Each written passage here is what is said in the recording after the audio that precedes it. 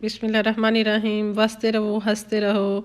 ज़बरदस्त है जी। आज हम कटलेट्स लेके आए हैं। देखें ज़रा कितने ज़बरदस्त हैं। ये आलू से बने हुए और सब्जियों के साथ बने हैं कबाब, और इनकी आप ज़रा खाएंगे तो आप देखेंगे बाहर से क्रिस्पी हैं और अंदर से सॉफ्ट। बहुत मज़े के ये कबाब बनेंगे। सबसे पहले जी हम रेसिपी ट्राई करते हैं। हमने ले लिया है 3 उबले हुए आलूओं का मिक्सचर। इसको हमने अच्छी तरह मैश कर लिया था। फिर हमने डाला है 2 टेबल स्पून बड़े भर के कॉर्नफ्लोर के। अब इसमें डालेंगे 1 टीस्पून हम नमक का, और इसमें डालेंगे हाफ़ टी स्पून या जितना आपका जायके के हिसाब से आप देख लें काली मिर्च। ठीक है जी, मैंने तो 1 टीस्पून डाली थी। इसको अब हम अच्छी तरह कर लेंगे मिक्स करके हम इसका इस तरह का बैटर सा बना लेंगे। इस तरह का ये बैटर बन जाएगा। दूसरी तरफ हम इसके लिए रेडी करते हैं सब्जियां। ऑयल लिया हमने 2 टेबल स्पून। इसमें हमने 1 पाव चिकन बॉयल किया हुआ अच्छी तरह देखें हमने श्रेड कर लिया है। बिल्कुल इस तरह स्मॉल पीसेस में करना है।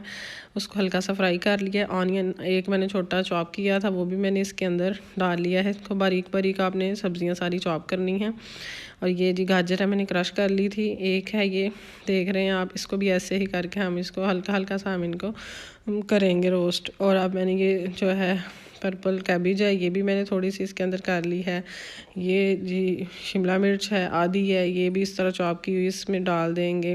बंद गोभी है ग्रीन वाली, वो भी मैंने इसके अंदर डाली है। आपके पास जो भी सब्जियां अवेलेबल हैं आप इसमें डाल दें जी। रेड क्रश चिली जो होती है, सुरख दादड़ मिर्च या कुटी हुई लाल मिर्च जो होती है वो डाली है मैंने हाफ़ टी स्पून।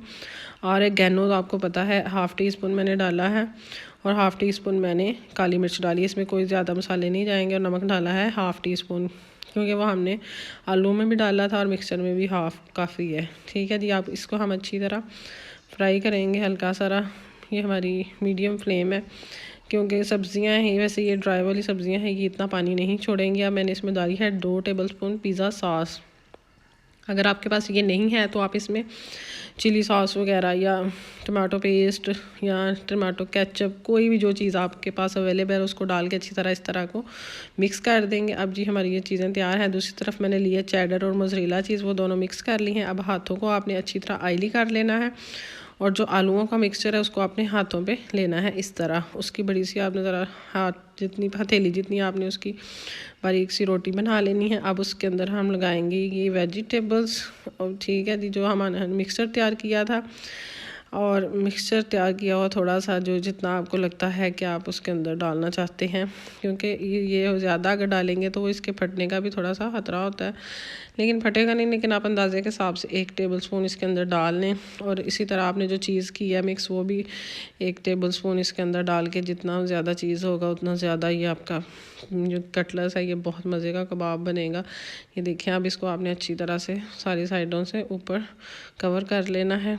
बिल्कुल ऐसे ही इसको पहले बॉल की तरह बनाएं, फिर आप इसको प्रेस करें और साइड्स इसकी और को भी ऐसे प्रेस कर लें। और ये बिल्कुल कबाब की शेप आपने इसको देनी है। ऐसे देखें जी, हमारा ये कबाब जो है या पिज़्ज़ा कटलेट्स जो है ये हमारा तैयार है। इसको आपने अब इसी तरह के सारे ये मेरे बन गए थे 7, क्योंकि आपको बताया आलू इसके 4 उबाले थे तो उनके साथ ये इसमें ज़रा मिक्सचर भी ज़्यादा लग रहा है, तो ये 7 बने थे। बहुत मज़े के थे। आप बच्चों को लंच में भी दे सकते हैं, उनको वैसे भी कोई मेहमान आए। ये वाकई रियली बहुत टेस्टी मज़े के कबाब बनते हैं।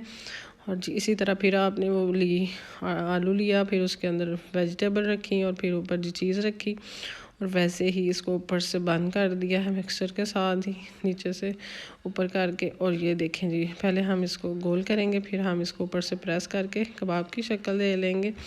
ये बनते हुए बिल्कुल कोई नहीं खुलेगा, आप देखेंगे बहुत अच्छे से ये कबाब तैयार हो जाएंगे। ऐसे ही जी सारे आपने बना के रेडी कर लेने हैं। दूसरी तरफ हमने 2 अंडे ले लिए हैं, उनको अच्छी तरह मिक्स कर लिया था। और ब्रेड क्रम्स हैं वो भी लिए हैं, अगर ये हैं तो ठीक है, लेकिन इसके साथ ज़्यादा अच्छे बनेंगे। ये वैसे भी आप अंडे के साथ भी कर सकते हैं। ये पहले मैंने अंडे के अंदर डिप किया है। ठीक है जी, जो ऑयल मैंने लिया है वो मैंने बहुत ज़्यादा नहीं लिया है, मैंने इनको शैलो फ्राई ही करना है। और अब मैंने ब्रेड क्रम्स की कोटिंग ली है, उसके अंदर मैं अब इसको डिप करूँगी। आप देख रहे हैं तो ये दोनों जी दोनों एक पहले अंडा लगा के फिर ब्रेड क्रम्ब लगा के जी हमारा ये तैयार हो गया है। कबाब इसको हम जी डालेंगे फ्राई पैन में। हमारी जो फ्लेम है वो लो टू मीडियम है, ज़्यादा हाई फ्लेम नहीं है, क्योंकि अगर हाई होगी तो जल्दी से ये ब्राउन जल जाएगा, क्योंकि क्रम्स लगाए हुए हैं।